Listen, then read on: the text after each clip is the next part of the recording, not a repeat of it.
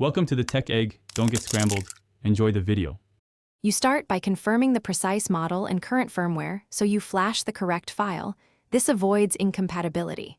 Once done, export or save your keymap and macro profiles to a local folder, because flashing can reset settings.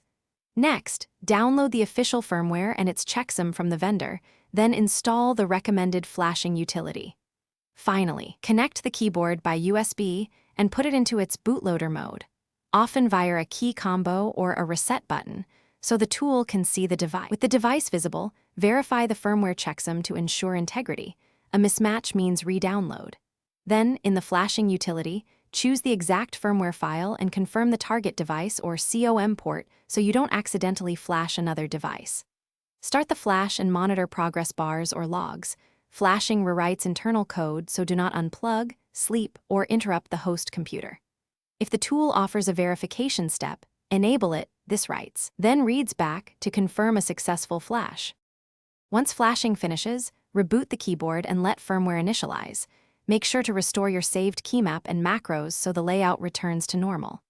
Test each key and layered function. If something acts up, rerun the flashing tool's verification or perform a clean reflash of the same firmware.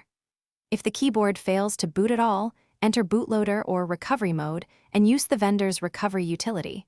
Or, for severe cases, use the hardware ISB/serial programmer method to recover the device.